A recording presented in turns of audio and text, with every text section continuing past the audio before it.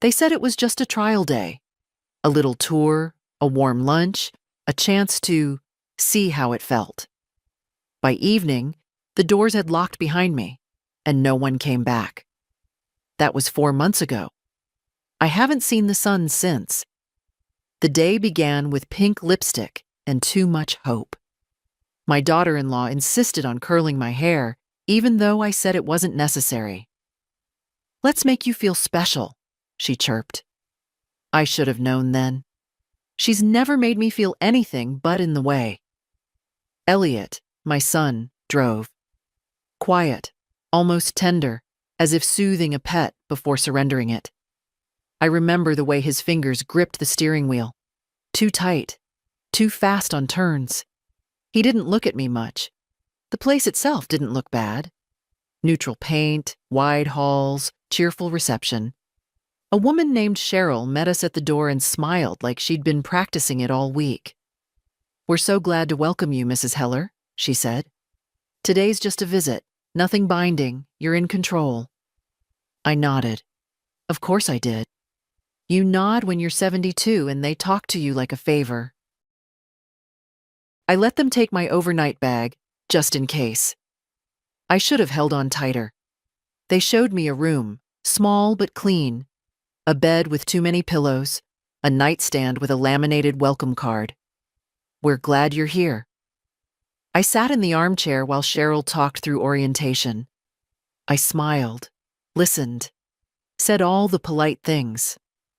Elliot stood in the corner, checking his phone. At lunchtime, they served chicken in a lemon sauce and soft rolls. My tray had a handwritten note. "Hope you enjoy your stay." It felt like a threat. I couldn't finish more than a few bites. By 2 o'clock, Elliot was gone. No goodbye, no eye contact, just a muffled excuse and a quick step into the hallway. Cheryl patted my shoulder. "He'll be back around 6 to pick you up." I waited. At 6:15, I asked the receptionist to call my son. "No answer," she said, after trying twice. "He's probably on the way. Why don't you watch TV in the lounge?" At 7:30, Cheryl returned. "Let's go ahead and get you settled in for the night.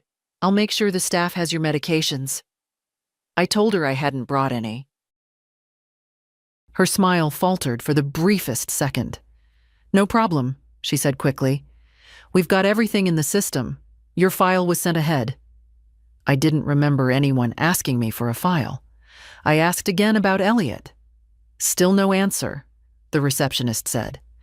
At 8:30, they brought me a cup of chamomile tea and a small blue pill. "Just to help you rest." I didn't take it. By 9, I was in bed, fully clothed. The room was quiet. Too quiet. I got up, opened the door, peeked into the hallway. Locked. I tried again. The handle turned, but something held it from the outside. I knocked once. Waited. Nothing. Just the faint sound of distant televisions and a hallway camera blinking red. My trial day was over, and they never said when I'd be allowed to leave. At sunrise, I knocked again. Not out of panic. That had drained out of me sometime in the night. But out of plain, stubborn need. Someone had locked me in, and someone would unlock me. Eventually. At 6:45, the door clicked. A young aide entered with a clipboard and a tray. Oatmeal, orange juice, a pill cup. She didn't ask if I wanted it, just set it down, scribbled on her chart, and said, "Breakfast, Mrs. Heller. Vitals next." Then she was gone. I didn't eat. At 7:10, another woman came in. Taller, older, but not by much. "Let's get those vitals," she said. Her name tag read Erica. She had the tired tone of someone who's stopped pretending to care, but still pretends to pretend. "My door was locked," I said. "That's for safety," she replied, without meeting my eyes. "Standard protocol at night." I didn't consent to stay overnight. She didn't answer. The rest of the morning moved like molasses. A group activity at 9:30. which turned out to be 5 residents tossing a balloon to each other in a beige room with faded motivational posters. I sat in the corner. No one asked why I wasn't joining. No one seemed to notice at all. At 11, I asked the front desk for a phone. "Your son left instructions," the woman behind the desk said. "He didn't want you overwhelmed with too much contact on your first day. He'll check in soon." Too much contact. As if I were a delicate wire that might short from a phone call. "He said he'd pick me up," I reminded her. The woman gave a tight smile. "Sometimes families need a little help with transitions. It's normal." Normal. I walked back to my room. The door wasn't locked this time, but I noticed a blinking light above the frame. A camera. Not hidden. Just unspoken. I opened the closet. No coat, no bag, no phone charger. Nothing but a generic sweater folded on the shelf. My blouse from yesterday was gone. At lunch, I met Mabel. She was 84, wiry as a cattail, with sharp eyes and a sharper tongue. "You knew?" she asked between spoonfuls of pea soup. "Apparently," I said. "Trial day?" I nodded. She snorted. "That's what they told me 3 years ago." That was the first crack in the surface. The first real breath I'd taken since arriving. "Did you agree to stay?" I asked. "Don't remember agreeing to much," she said. "One day I was visiting. Next, they were telling me I'd been declared not safe alone. My daughter signed the papers." "Papers?" She nodded. "They keep them ready. People come in on visits. Some never leave." The soup turned to lead in my stomach.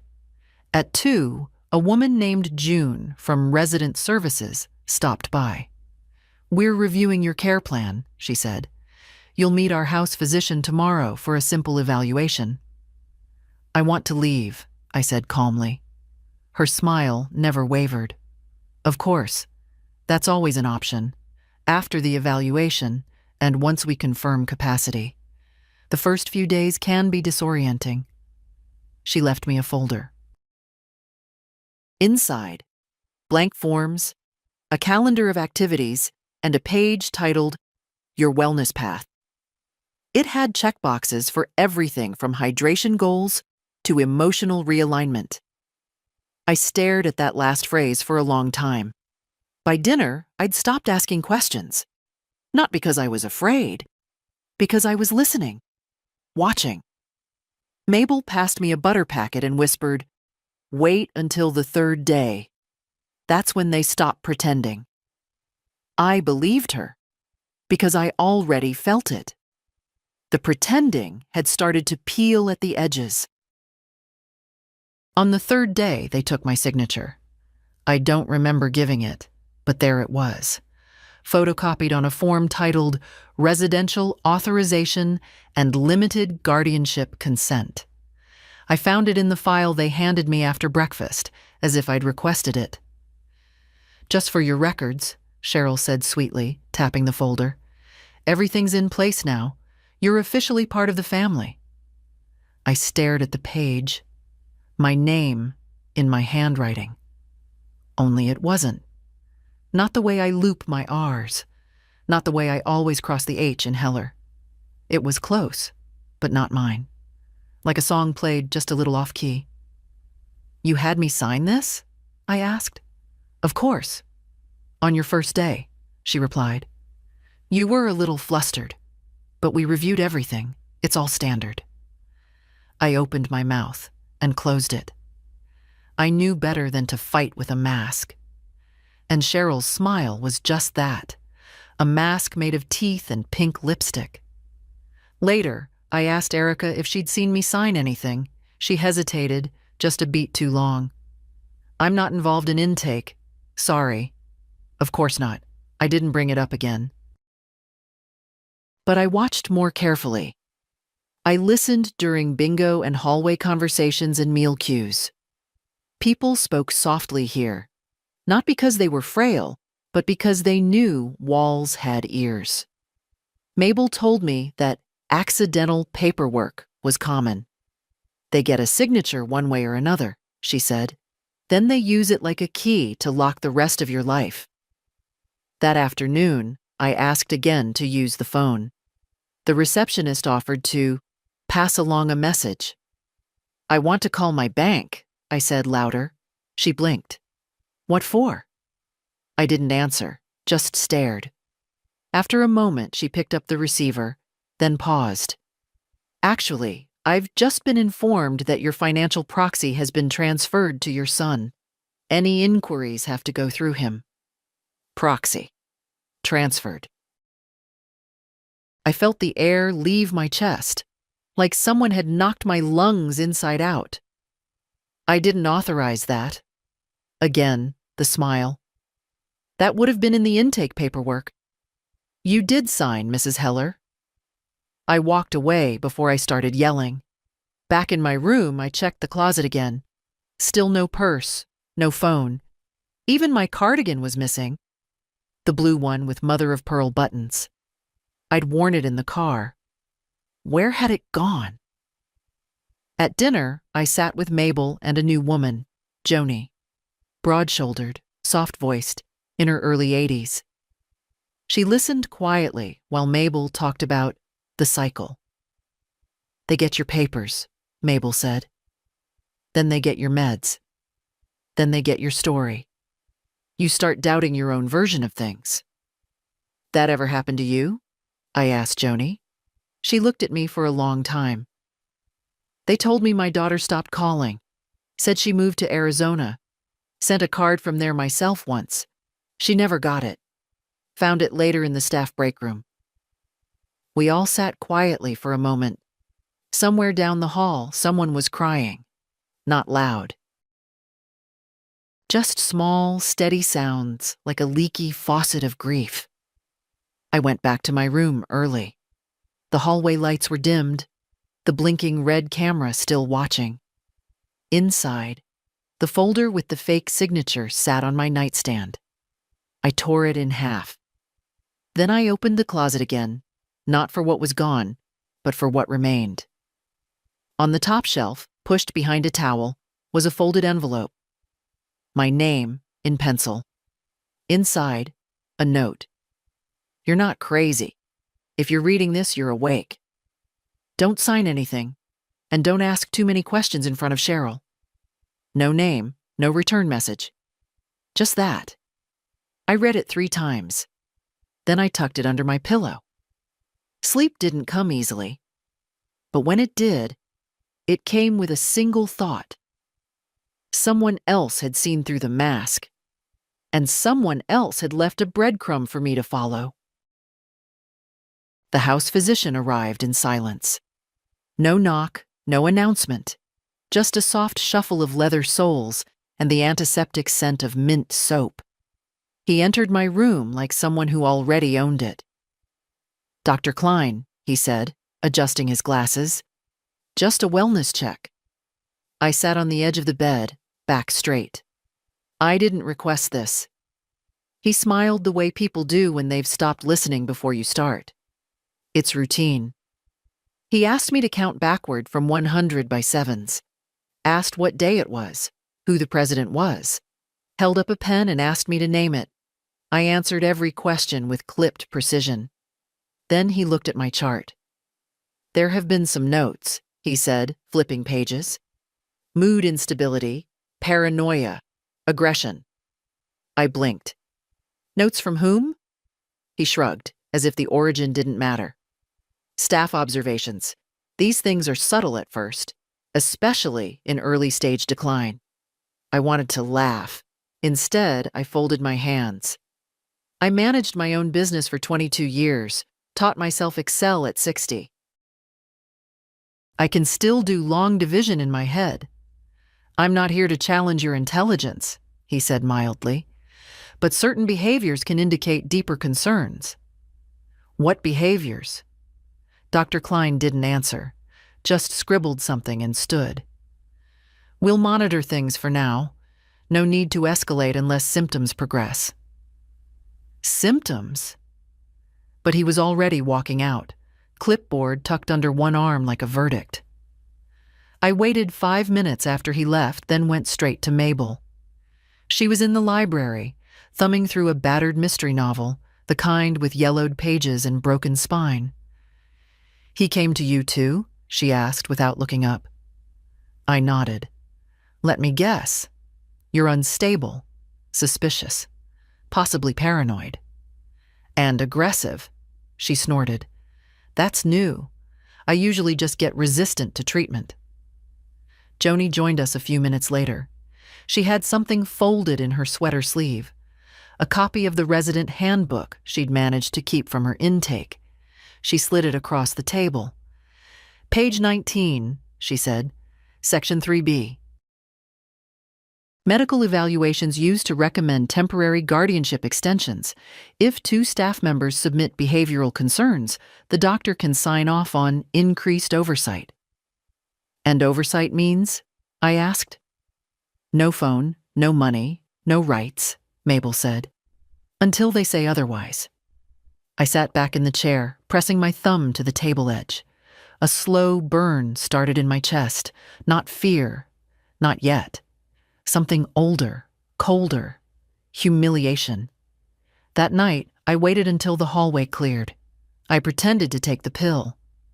I left the light off, and when the aide came in to check, I pretended to be asleep. After she left, I opened the envelope again. The note was still there, still unsigned. But the pencil marks were heavier than I remembered, as if someone had pressed down with more urgency. I flipped the paper over. On the back, faint and barely legible, was a phone number. 7 digits. Local exchange. No name. I didn't have a phone, but maybe someone did. And maybe, just maybe, I wasn't as alone in this place as they wanted me to believe. It took me 2 days to find the phone. Not because they were hidden. Quite the opposite. Staff carried them in plain sight, strapped to belts, slipped into pockets, blinking in hands as they scrolled between rounds. It was the residents who weren't trusted with them. But Barbara had one. She was 91, partially deaf, nearly blind, and the niece she hated sent her a phone so I could FaceTime and see her Botox. Barbara never answered it, didn't know how. She kept it in a ceramic candy dish under her bed. I learned this on a Wednesday afternoon when she mistook me for her sister and told me everything she hated about Florida, where her niece lived. Too flat, too wet, too many golf carts. After that, I started visiting her every evening, not with questions, just small talk, company. I earned the right to sit close enough to the bed to slide my hand under the candy dish. Thursday night, while Barbara snored, I took the phone. It was ancient, thick, no passcode, battery at 11%. I tiptoed back to my room and dialed the number from the envelope. 1 ring, 2, 3. "Hello?" A woman's voice, low, guarded. I hesitated. "My name is Edna Heller. I found your note." Silence. Then, "How many pillows on your bed?" 4. "Too many." A soft exhale. Relief. "Good," she said. "You're awake." Her name was Nadine. She'd been here 2 years ago. Same room, same folder, same fake signature. Her niece had used a fabricated diagnosis to claim guardianship, emptied her accounts, then left the country. Nadine had fought back, documented, called, filed. But by the time she was discharged, the damage was done. She moved to New Mexico, started again with what she had left. Before leaving, she hid notes. "I hoped someone would find them," she said. "You're the first who did." I told her about the forged signature, the proxy, the false diagnosis. "You need eyes outside," she said. "Someone not on their payroll." "I don't have anyone, not anymore." Nadine was quiet a moment. "Do you remember your banking institution?" "Yes." "Then listen. Tomorrow, ask to check on your automatic insurance renewals. Make it sound casual. See what name the account pulls up. If it's not yours, you have a case. If it's his, your son's, you've got proof. And then, you call the ombudsman. You say the words unauthorized guardianship and financial coercion. That gets attention. The phone buzzed low. 5% battery. I don't know if it'll work, Nadine said. But it's what I'd do now. Don't wait. They move fast once you stop playing along. Why are you helping me? I asked. Because someone should have helped me. The line cut off. I sat in the dark with the phone in my hand and the weight of someone else's memory pressing against my ribs. Barbara never noticed it was gone. The next morning, I went to the front desk. Smiled, light, friendly, like a woman asking for her knitting pattern. I just realized I might have missed renewing my supplemental insurance, I said. Can you check what account I have listed? Want to make sure the payment didn't bounce. The receptionist nodded, typed, then frowned. Looks like your son's name is primary. Elliot Heller. You're listed as dependent. Really? I said softly. She gave me a polite, empty smile. I thanked her and left. Later that day, I slipped the phone back under Barbara's bed. It was dead now, but I didn't need it anymore. I had what I needed. A name, a line, and the beginning of something they didn't expect. A woman who remembered exactly who she was. The facility had its rhythms. Mornings with pill cups and blood pressure cuffs, afternoons with puzzles no one finished, evenings with television no one chose. At first, I thought it was dullness, routine. But after 6 weeks, I saw it for what it was. Sedation, not chemical necessarily, though that played its part, but structural. Every part of this place was designed to dull the will. Round corners, soft chairs, endless reassurances. Don't worry, just rest. You don't need to think about that right now. I began watching who resisted. There weren't many. Most residents moved through the days like slow dancers in a song they no longer heard. Eyes that once sparked now stayed dim. Stories stopped halfway, replaced by sighs. Even Joni had grown quieter since the physician increased her stability meds. She forgot what day it was last week. Forgot her daughter's name the week before. But Mabel didn't forget. She still sharpened her thoughts like knives, cutting through the murk with dry remarks and loaded stares. They call this a care facility, she told me once, peeling an orange with fingers as thin as wire. But really, it's a vault, except the gold's still breathing. I started keeping notes. Tiny ones. On scraps, I tore from the backs of activity flyers. I wrote down names, shifts, changes in medication, who locked the doors and when. I tucked them behind the lining of my slipper. They never checked the slippers. On Tuesday, I saw Erica slipping a brown envelope into Cheryl's office. She looked tired. Not the kind of tired that comes from work, but the kind that comes from biting your tongue too long. When she saw me, she froze. Our eyes met for a second too long.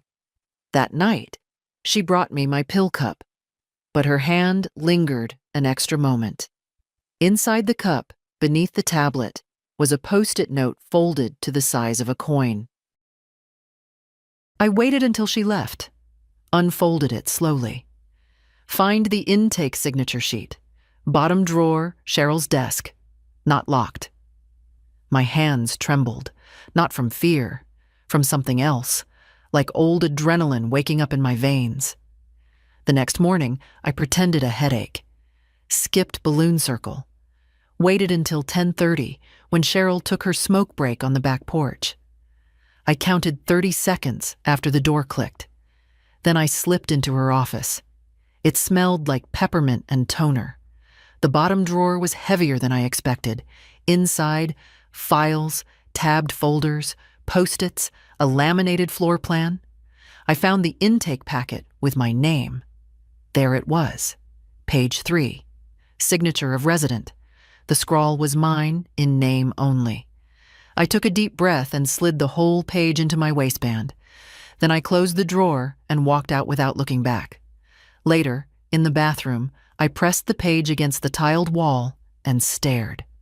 Date, April 3rd. Signature, E. Heller. Witness, C. Martin. I hadn't held a pen on April 3rd. I hadn't even known there'd be a signature. By evening, I sat on the bench near the greenhouse, pretending to read. I folded the page into my crossword book and thought about what Nadine had said. You need eyes outside. I had no lawyer, no advocate, but I had something better, a grandson, Eli. The only one who ever remembered my birthday without being reminded. The one who used to spend weekends building birdhouses in my backyard. The one who always said, "You see more than you say, Gran." I hadn't said much in 4 months, but now I was ready to speak, and Eli was going to hear everything. Eli always answered on the second ring, even when he was in class, even when it was inconvenient. It was one of those things I never asked him to do, but he did anyway, like walking on the traffic side of the sidewalk, like calling just to say, "You crossed my mind today." But I hadn't called him once since I arrived here, because I didn't have a phone. Until now. Barbara's, again. Borrowed on a Tuesday while she napped through Jeopardy reruns. I dialed, heart in my throat. Gran? His voice, deepened since college, warm like river stones in summer. Hi, baby. A pause. Where are you? He asked, already cautious. I need you to listen very carefully. Don't interrupt. Just let me talk for 60 seconds. Can you do that? Another pause. Then, yeah. Okay. Go. I told him everything. Quietly. Slowly. I told him about the signature I never gave, the guardianship I never agreed to, the accounts I no longer controlled. I told him about the locked doors, the note from Nadine, the pill they tried to hand me each night. I told him I needed help. Not rescue. Help. Because I wasn't broken. I was captured. When I finished, I waited. All I could hear was his breathing, measured, shallow. Then, I'm coming. Don't tell anyone, not even the nice ones. I'll be there Friday. He didn't say goodbye. I slipped the phone back where it belonged and slept like I hadn't in weeks. On Friday, I wore lipstick. Not out of vanity, but defiance. Coral pink, the kind that used to make my late husband smile when we went to church. I brushed my hair smooth, tucked the forged signature into the lining of my crossword book, slipped the book under my cardigan.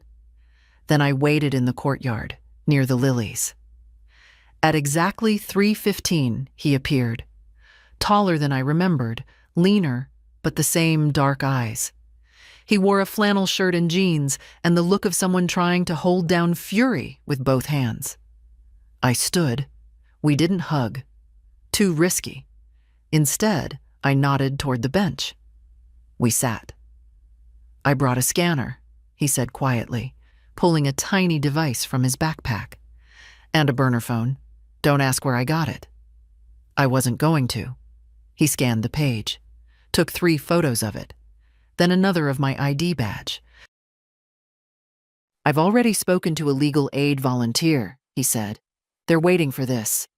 Once I send it, it triggers a formal inquiry. There'll be paperwork, a review board.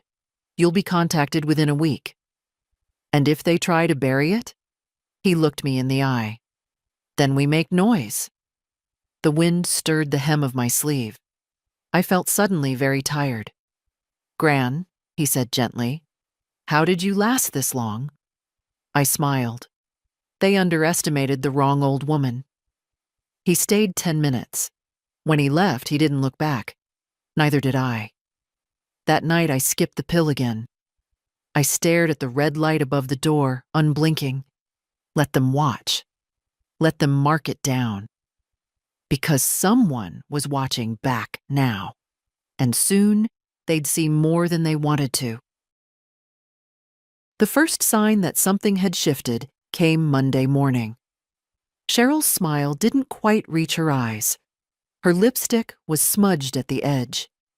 She called me Ms. Heller instead of the usual sing-song Edna.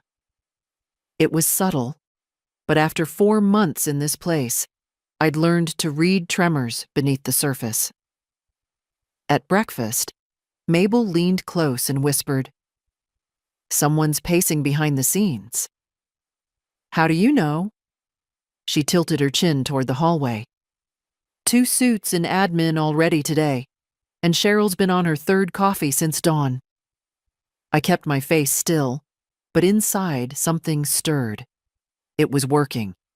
The call I'd made with Eli, the scan, the file, the flagged guardianship, it hadn't disappeared into a bureaucratic void. It had landed. Hard. After lunch, a woman I'd never seen before asked me to come with her. No badge, no uniform, civilian clothes and a legal pad. "We just have a few routine follow-up questions," she said. "About what?" "Your care plan," she said, "and recent evaluations." She led me to a private room. Bright light, 2 chairs, 1 table. I sat. She didn't offer her name, but I saw a seal on her folder, something state-affiliated. "Do you feel safe here, Mrs. Heller?" I met her eyes. I've felt watched, managed, and erased, so if that's what you mean by safe, then yes. Very. She didn't blink. "Do you recall signing documents regarding guardianship or power of attorney?" "No, and I have reason to believe my signature was forged." She nodded slightly. "We've received a report. There'll be a handwriting analysis." I reached into my book, my crossword book, and slid the page across the table. She unfolded it, her eyes scanned. Then she pulled out a printed copy of the same form from her folder. Compared. "This helps," she said softly. "Do you know how many others are here under similar circumstances?" I asked. She didn't answer, which meant she knew. "Your son was contacted," she added. "He's hired legal counsel." "Of course he has. We'll be conducting a full review. In the meantime, if you feel threatened or manipulated, you're to notify our investigator immediately." "And if they retaliate?" She looked at me flatly. "They won't. Not now." Back in my room, I closed the door and exhaled, for the first time all day. Outside, the hallway buzzed with the same pretend normal as always. Nurses gliding, wheels squeaking, someone calling out from a recliner, asking for the time. But something was different. At dinner, Joni looked up, alert for the first time in days. "I heard someone say audit," she murmured. Mabel grinned into her soup. That's the word they hate the most. After lights out, I sat on the edge of the bed, staring at the ceiling. I thought about the months I'd lost, the silences I'd endured, the indignities I'd swallowed like tasteless pills. I thought about my son and the man I'd once raised to be better. Then I thought about Eli, about the way he didn't flinch, about how it takes only one witness to pull someone out of the dark. And I thought, if this is the beginning of the end, for them, not me, I'll be here for every minute of it. The retaliation didn't come all at once. It came slow, quiet, polite. First, they moved my seat in the dining room, claimed it was for even distribution, but suddenly I was placed at a table with residents too far gone to speak. Conversations stopped. The silence was heavy. Then they changed my medication. Erica brought the cup, But this time, the pill was pale pink. "It's the same," she said quickly, "just a different manufacturer." I didn't swallow it. Slipped it into my napkin, pressed it flat, and tucked it into my bra. 2 hours later, I felt lightheaded anyway. My tea had tasted faintly bitter. I didn't finish it, but maybe it didn't take much. That night, I didn't dream. The next morning, I confronted Erica. "You switched my meds." She looked around. "I'm not allowed to discuss medication with residents." "You already did." Her eyes darted to the camera in the ceiling corner. Then she leaned in. "You need to be careful. Cheryl's nervous. She thinks you're building something." "I am." She hesitated. "Then don't eat anything she hands you. And never take the drinks from the cart after 4 p.m. I nodded. "I want one more thing from you," I said. She raised an eyebrow. "I need a printer." Her lips parted, surprised. "Why?" "Because I have something to write." The next evening, tucked in a cart of jigsaw puzzles no one touched, there was a battered printer, scuffed but functional. No ink cartridge, but Erica slipped me one the next morning in the cover of a gardening magazine. I waited until lights out.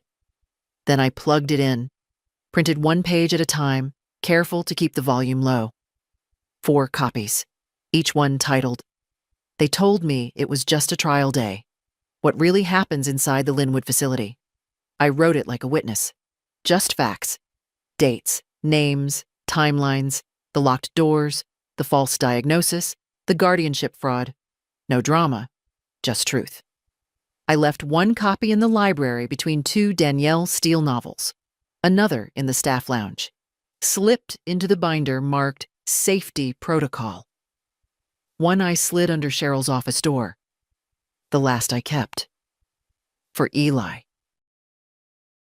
2 mornings later, I was summoned again. Not to a review room this time, to the director's office. I'd never been in there. Dark wood furniture, a polished nameplate that read, Douglas R. Hume, Executive Director. He was younger than I expected. Late 40s, thin hair, a nervous smile. "Mrs. Heller," he began. "Please, sit." I remained standing. He gestured to the chair anyway. "We've received some concerns, and I wanted to offer you the opportunity to clarify a few things. Perhaps redirect this misunderstanding before it becomes unnecessarily complicated." "Misunderstanding?" He folded his hands. It's not uncommon for residents to feel disoriented in the early months, especially when outside parties, like grandchildren, become involved and escalate things that don't need escalation. "I'm lucid," I said calmly, "and I have documentation. I'm aware, and we take accusations seriously. But you need to understand the damage this kind of attention brings to our community. Reputations. Funding. Freedom," I interrupted. "What damage does it do to that?" His face twitched. "Just slightly. You're comfortable here, aren't you? Safe? Fed?" "I was captured," I said, "not housed." He leaned forward. "Let me speak plainly, Mrs. Heller. You're making this very difficult for your son. He's been trying to do what's best for you. If you continue on this path, it may cause a complete breakdown of your relationship." I smiled. That relationship broke the day he locked me in without a key. He looked away first. When I left the room, my knees were shaking, but I kept my head high. In the hallway, Erica passed me a folded note. Just one word inside. Ombudsman. Wednesday. 3 more days. I could make it. 3 days feels short until you're counting hours. I marked each one by the sound of the food cart wheels, the ring of call buttons, the shuffling of slippers down the corridor. I didn't sleep much. Too many things turning over in my mind. Words, mostly. The right ones. Sharp enough to cut through the smiles. Wednesday came. The ombudsman's arrival was quiet. No announcement. No fanfare. Just a woman in a dark blue blazer walking through the front doors like she belonged, carrying a leather briefcase and no expression. Her name was Marlene. Late 50s. No jewelry, no scent.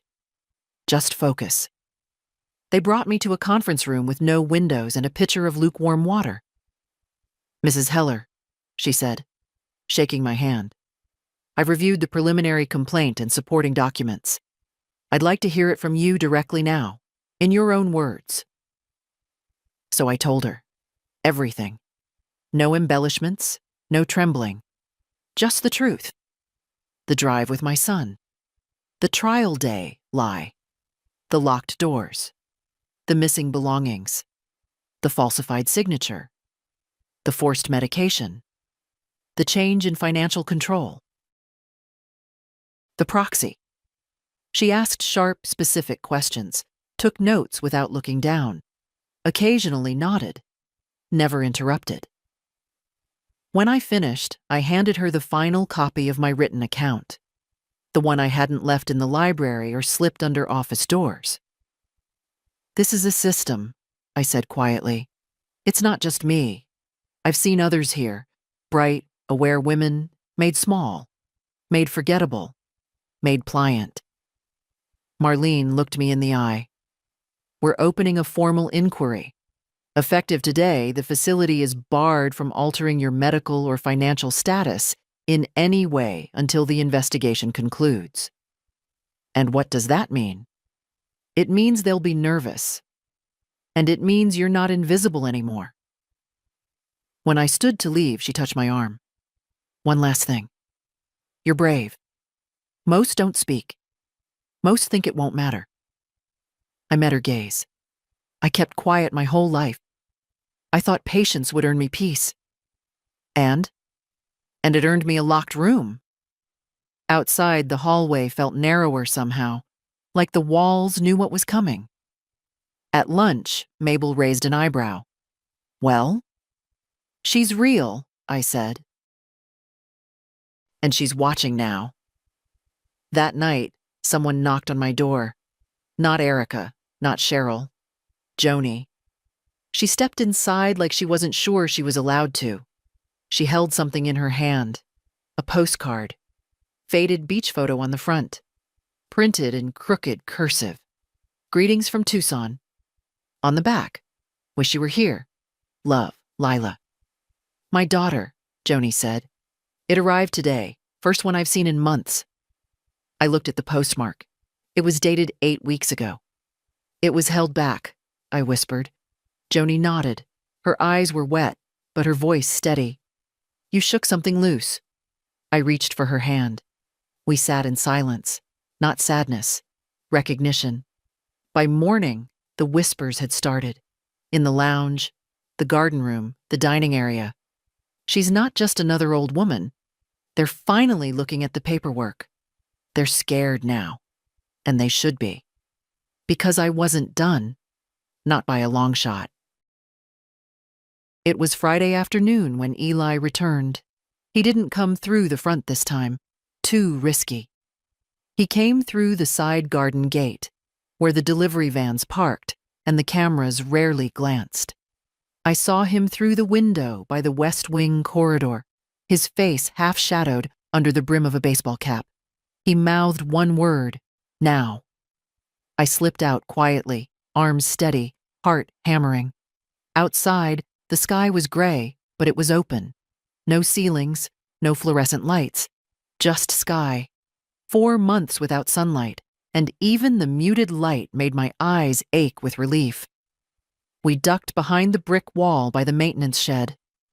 "I only have 10 minutes, he said. "They'll notice I'm not on the log." I nodded. "That's enough." He handed me a slim envelope. Inside, printed emails, a typed affidavit, and 2 notarized forms. One revoking the unauthorized financial proxy, the other requesting a full re-evaluation of my cognitive status by an independent specialist. We found the lawyer who did the guardianship paperwork, Eli said. He's, let's just say, friendly with Cheryl's brother. It's a web. But it's unraveling now. And Elliot? Defensive? Says he trusted the professionals. Claims he didn't realize what was happening. But his name's on every form, every transaction. He didn't trust me to live alone, I said softly. But he trusted a stranger to take my freedom. Eli's jaw tightened. You'll be out within the month. They can't hold this up much longer. I'm not the only one, I said. I know. He looked at me, then really looked. Not like I was someone's mother or someone's problem, but like I was still whole, still here. I used to think strength was loud, he said. But I've watched you. You never needed volume. We hugged, quick and hard. Before he left, he pressed something into my palm. A phone. Small. Prepaid. With one number programmed in. His. For when it happens fast, he said.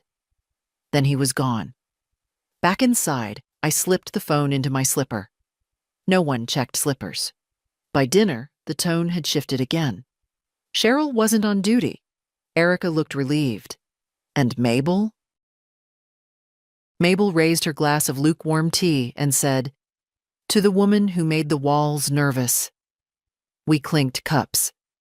After lights out, I sat by the window with the phone in my hand. I didn't call anyone, just held it.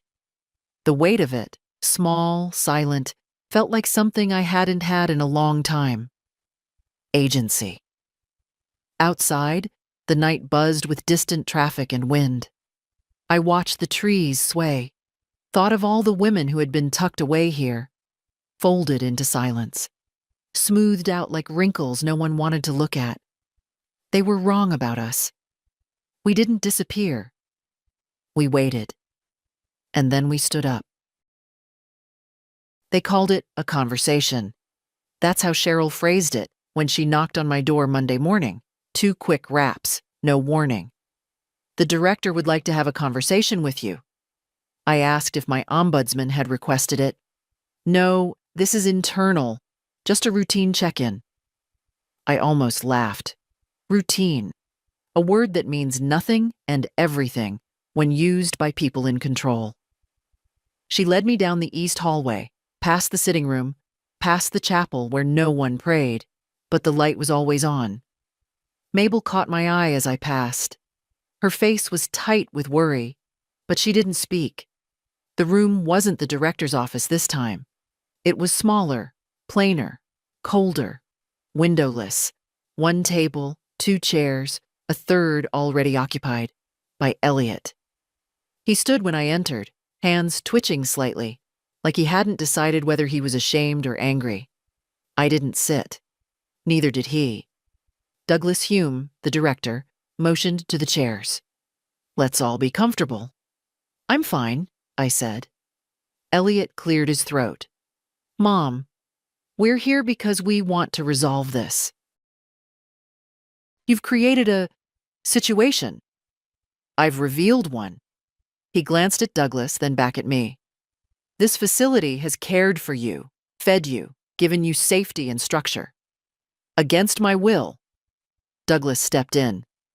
Mrs. Heller, the documents on file. Were forged. I've submitted the evidence.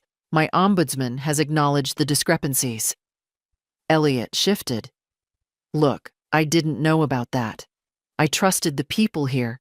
They said you were struggling, that you were confused, that it wasn't safe. You looked at me, Elliot. You saw me. You knew I was fine. His lips parted, then shut again. For a moment, no one spoke. Then Douglas said carefully, regardless of the paperwork, emotions are high. What we'd like to propose is a transitional plan. A few more weeks here while we... No. I understand, but... I said no. I turned to my son. You brought me here under the pretense of a visit. You didn't call. You didn't come back. You gave away my name, my rights, my accounts, and now you want a transitional plan. I made a mistake, he said quietly, but you've made it public. There's an investigation now. Do you understand what this does to us? Us, not me, not what it did to me. I do, I said, and I don't care. Douglas opened his folder, desperate now. We can avoid escalation if... I want escalation. The silence cracked. The air in the room tightened. I want every eye that looked away to look now. I want every woman in this building to know she's not wrong for wanting out. I want the name Heller to remind you that not all of us go quietly. Douglas shut the folder. Elliot didn't look at me. When they finally let me leave the room, Cheryl was gone. Erica waited in the hallway, eyes wide. They called that a conversation? They called it a mistake, I said, and I let them know it was. She slipped something into my hand before walking away. A staff memo. An internal schedule marked pending state review. It had my name circled in red. By dinner, the residents knew. Not from me. I didn't say a word. But whispers move faster than facts. Joni passed me a bread roll and said, "You shook them. I can feel it." Mabel raised her glass again, this time with both hands. To the woman who didn't forget who she was. Later that night, I took out the phone Eli had given me, typed one sentence. They tried to manage me. I documented everything. I didn't hit send. Not yet. I just watched the blinking cursor and thought about the next day. About what freedom would look like this time. Not a house, not a key. Just no more doors locked from the outside. Tuesday began with gloves, not the latex kind. White cotton, worn by two men from compliance services, as embroidered on their navy polos. They moved quietly through the west hallway, checking locks, scanning badges, taking photos. One knelt to measure the door width of Joni's room. Another stood outside the medication cart, scribbling furiously. By 10 a.m., the staff lounge door had been propped open. By 11, Cheryl's office had been emptied. Erica passed me in the hall without speaking, but tapped twice on the side of her clipboard, like a drumbeat only I could hear. It's happening. At lunch, a new nurse handed me my tray. Her name tag read, "Temp Staff." No smile, no cooing, just, "Mrs. Heller, chicken or beef?" I chose chicken. I didn't eat it. I sat at my table, the one they'd stuck me at after I made too much noise. But today, someone new had been placed across from me. A woman with sharp shoulders, white braid, and no expression. She looked at me once, then down at her tray, then back up again. "They're opening the files," she said. Not a question. I nodded. My daughter tried the same thing, signature, diagnosis, full proxy. Only she didn't count on the fact that I used to be a forensic accountant. "Your name?" I asked. "Jean." "I'm Edna." "I know," she said. "Everyone knows now." After lunch, I was called into the conference room again, but this time the chairs were filled. 3 people from the Ombudsman's office, 2 from the State Elder Rights Board, 1 lawyer in a tan suit who introduced herself as External Review Counsel. No Elliot, no Cheryl. And Douglas? Not in sight. Marlene, the ombudsman, did the talking. "We've concluded the preliminary phase. Your complaint has been upheld. The facility is in violation of multiple statutes regarding consent, guardianship, and financial delegation. Immediate corrective measures are being implemented." I waited. "There is, however, the matter of your discharge." She looked at me, steady and direct. "You are now free to leave, Mrs. Heller. Effective immediately." I didn't exhale, not yet. You'll be assigned a transition advocate to assist with housing, if needed. Your banking access has been restored. All guardianship documentation has been rescinded. Still, I didn't move. The lawyer leaned forward. You did this. No one else. Then I nodded. And finally, I breathed. When I stepped out of the room, Mabel was waiting near the vending machine. Well? I'm leaving. She looked down, then back at me. You'll write about it? I already did. Good. Someone needs to remember. I hugged her. Not long, not soft, just firm. Real. I found Joni in the garden room. She pressed something into my palm. The Tucson postcard, creased at the edges. I want you to keep it, she said. You remembered me before I remembered myself. Outside, a taxi waited. They offered to send a shuttle. I declined. I wanted something with windows. As I stepped into the sunlight, the driver turned the mirror slightly. Big day? He asked. You could say that. He pulled away from the curb. I didn't look back. I kept my eyes on the sky. Even cloudy, it was wide, untamed. The air didn't smell like bleach or coffee or distant grief. It smelled like wind. My hands shook in my lap. Not from fear, from weightlifting. 4 months. 4 months since the trial day that never ended. Now it had. And so had something else. Whatever version of me they thought they had, compliant, quiet, manageable, that version didn't survive. I didn't leave angry. I left alert. And free. I didn't go back to the old house. Too many locks. Too many ghosts. And Elliot had the keys anyway. Instead, I checked into a long-term stay motel on the edge of town. Nothing fancy. Laminate floors, chipped dresser, a kitchenette that smelled faintly of toast. But the door locked from the inside, and that was enough. The first night, I kept the window cracked just to smell the traffic. The second, I slept without dreaming. By the third, I wrote again. Not notes this time, not reports or warnings, just the truth, as it unfolded now. The feel of plastic cutlery in a quiet room, the way it takes time to trust silence again. The odd thrill of choosing your own bedtime. I sent Eli a photo of my room. He replied, "Not bad for a revolution headquarters. He came by that weekend. We drank tea from paper cups and sat on the floor because the chairs were wobbly." "You're officially off every form," he said.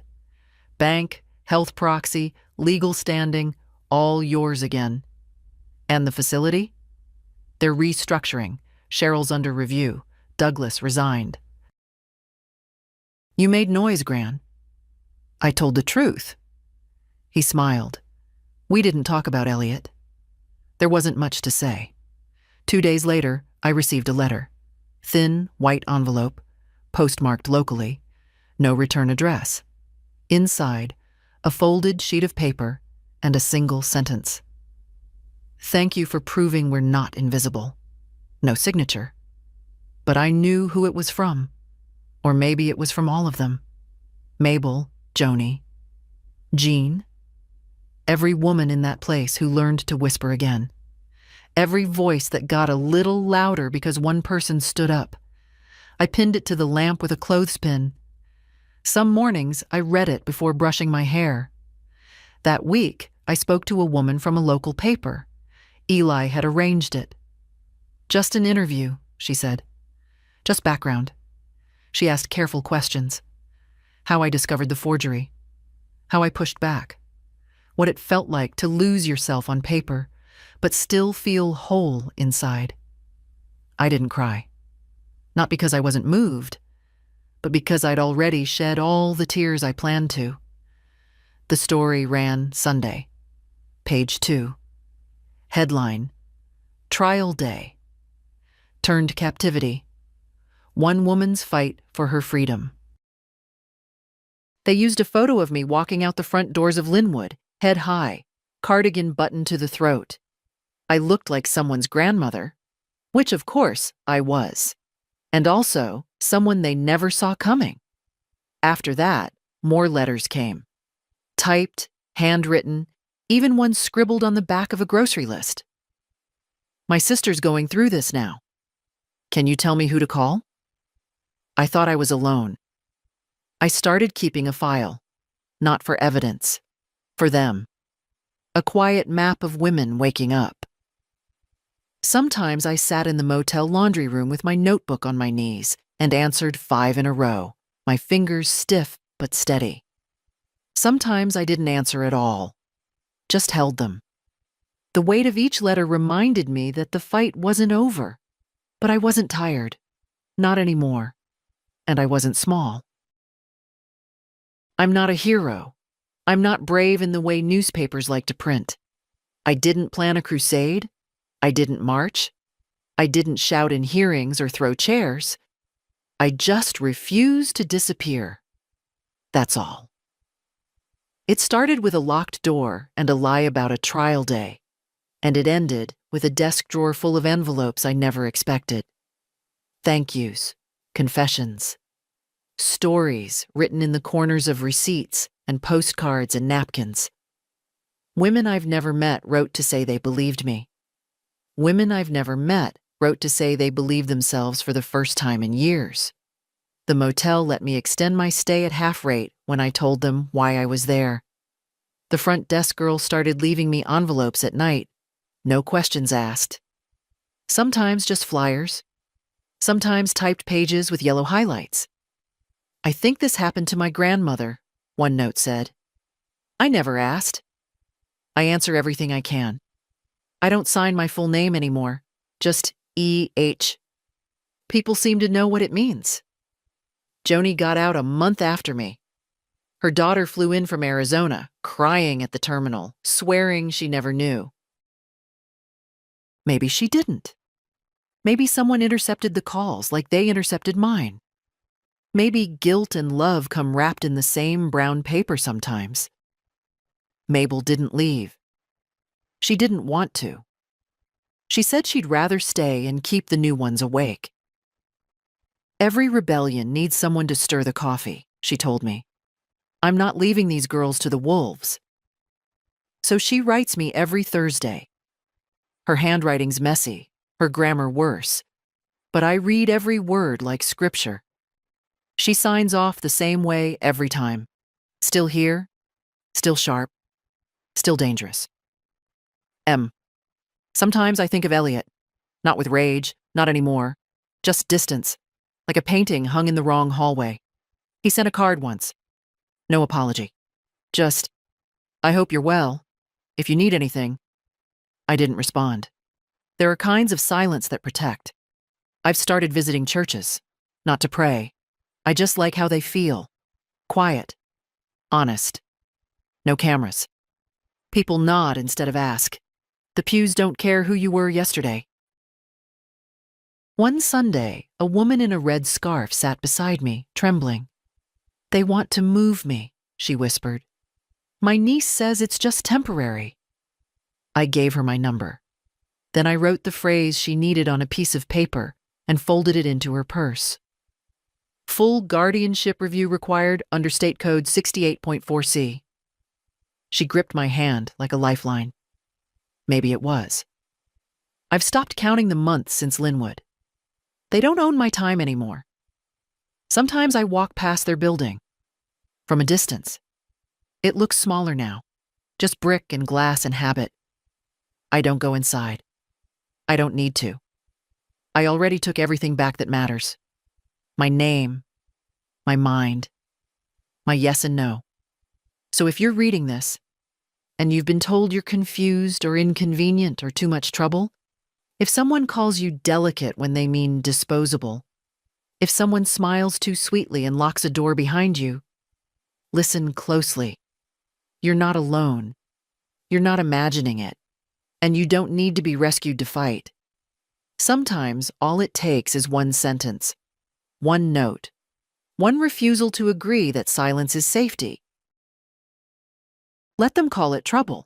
Let them call it resistance. Let them call it anything but gone. Because we're not. We're still here, still sharp, still dangerous. And if this story reminded you of someone, your grandmother, your neighbor, yourself, then don't just scroll past. Share it. Save it. Speak it. We've been quiet long enough.